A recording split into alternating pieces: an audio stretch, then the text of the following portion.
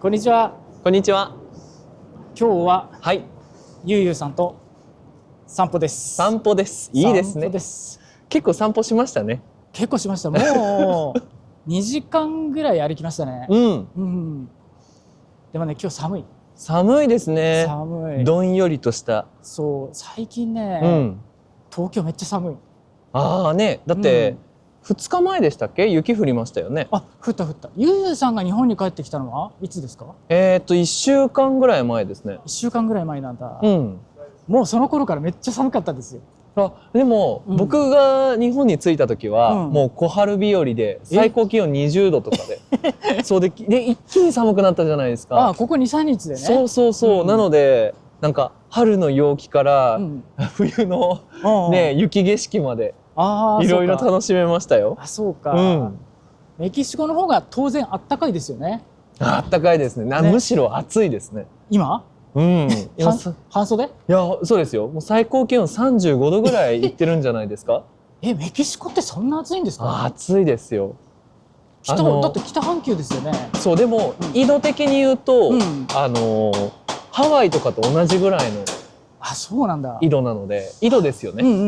その赤道からの距離ですよね。近いってことですよね。そう。あ、そうなんだ。そうなんですよ。すごいな。僕あんまり実は海外経験そんなないんですよね。あ、そうなんですか。そう、仕事で中国に行ったりとかはありましたけど、海外に住んだ経験ないですからね。まあなかなかね、住むのね。最長で中国に2ヶ月かな。でも結構長くいたんですね。でも仕事だから。僕ね、中国でこれね、この間 YouTube の僕の動画で話したんですけど、中国ってこうやって撮影しながら歩くのダメなんですよ。軍事施設とか政治的な施設が映ると逮捕されるんですよ。秘密情報なわけですね。まあね、自由がないというか、資本主義というか、なんていうの、民主主義じゃないというのかな。なのでちょっとでもそういうことすると基本的には逮捕されるんですよ。危ない。で、僕それ知らないで普通に歩き撮りしたんですよ。実際 YouTube 動画にもしてるんですけど、失敗したらえらいことだったんですよね。いやーね、中国に目をつけられてしまうかもね。知れないですからね。そう、もう目つけられてるかもしれない。だから次行ったら逮捕かも。いや、もういけないですね。いけないですね。日本にいた方がいい。そう、でも今考えればすっごい危ないことしてたなって思うんですよ。いや、本当ですね。だって逮捕されるかもしれないから。知らないって怖い。で、実際に中国で撮影して逮捕された人が2年も3年も帰ってこないっていういるんですよ、本当に。で、僕それすごく怖いなって今更感じて、でそれって中国が悪いんじゃなくて、中国の法律でそうなってるから僕が悪かったんですよね。だから中国が悪いってこと言いたいんじゃないけど、今考えればすっごいやばい失敗だったなって思うんですよ。いや、そうですね。なんかゆうさん、そういうやばい失敗みたいなのってあります？やばい失敗か。やばい失敗、僕は冒険をしないので細かいちっちゃい失敗しかないです。そうなんだ。でもそうですね。日本語で口は災いのもとってことわざがあるじゃないですか。いや、まあ話す言葉によって喧嘩が起きてしまうことも関係が終わってしまうこともあると。あるある。で、こういう仕事をしているので、話すことがお仕事だからね、喋らないってことはできないですよね。できないので、口は災いのもとだなって思う失敗がいくつかあって、特にクラスの時にブラックジョークで滑る時は、それやばいね。それなんか人種差別になっちゃったりとかそんなつもりじゃないけど、細心の注意を払うんですけど、でもやっぱちょっとこうね、ヨーロッパの方とか、ラテンアメリカの方がクスクスって笑ってくれたら、クラスの雰囲気も良くなるなと思って、良かれと思って言うんだけど、あ、これはちょっと失礼になっちゃったかもみたいなのはあります。ねえ、結構そういうのありますよね。喋るって難しいなって思うんですよね。難しいですね。いやでもそういうの言わなかったら、挑戦しなかったらね、つまらないじゃないですか。そうね。でもね、僕結構気をつけてるのが、日本で今結構話題になってる、パワハラとかセクハラっていう言葉に該当することを自分で言っちゃうんじゃないかと思って、すごい気をつけてるんですよ。自分では軽い下ネタだと思っても実はそれ軽い下ネタじゃなくて、ただのセクハラっていう場合もありえるじゃないですか。ありえますね。でそれが僕が男性で、相手が女性だからとかじゃなくて、相手が男性であっても、あんまりセクシャルな話を笑い話としてしない方がいいのかなっていうのはすごい最近感じて。時代ですね。そう。でも僕はもうそっちの方のジョークはもう一個も飛ばさないですね。そうなんだ。絶対言わないですね。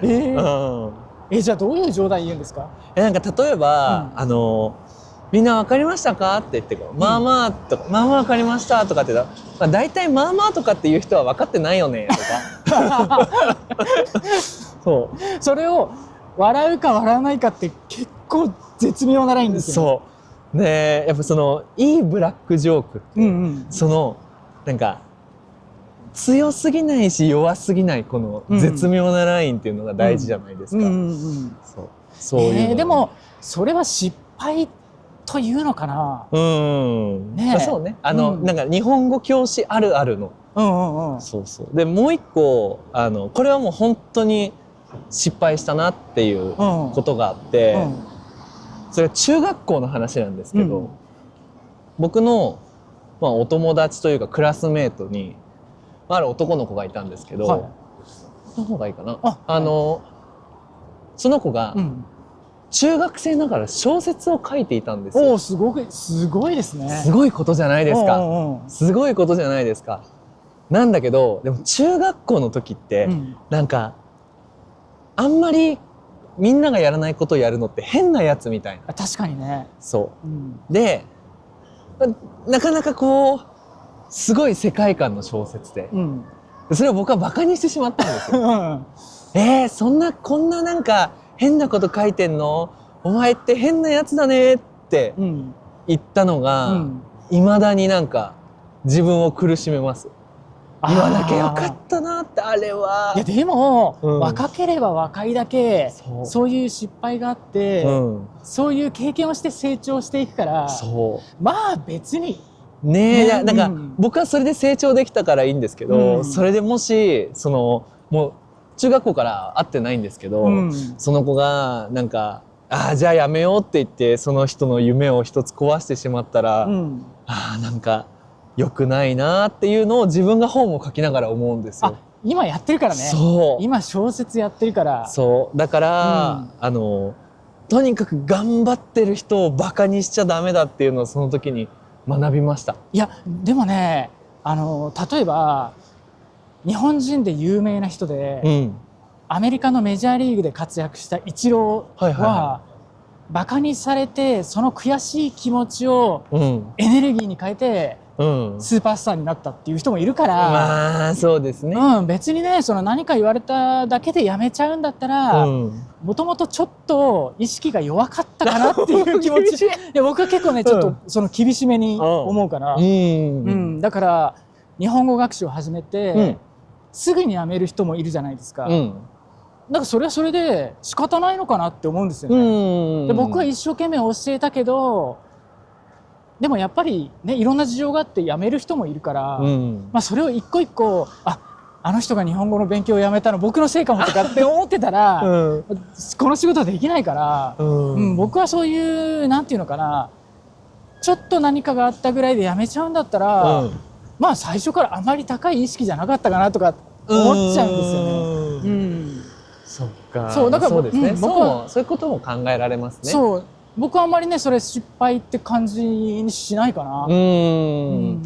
そうね。でもなんかもし自分が同じ立場で、うん、結構オリジナルの小説とかも書いてるんですよ。うんうんうん、例えば高校生の女の子が主人公のこう物語とか、うん、でそういうのを書いて、うん、なんかもしなんか知り合いに、うん、お前35歳のおっさんが高校生の恋愛とか書くの気持ち悪いわとかって言われたらちょっと立ち直れないかもしれない。あ、本当。そうでもなんかそういう時に、うん、それ面白いすごいねって言ってくれると、うん、あ、もう一個次につなげようって。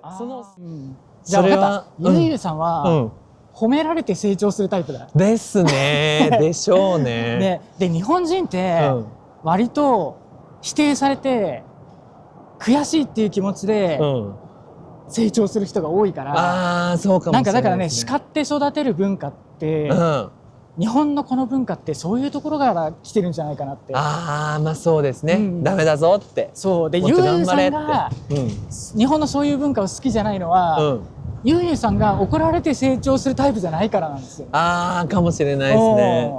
うん、そう、まあ僕にとってそれ失敗じゃないかなそう言っていただけると、あ、大丈夫かなって。大丈夫大丈夫、全然、僕みたいに逮捕されないと気づかないみたいな。逮捕されてないですからね。されてないですからね。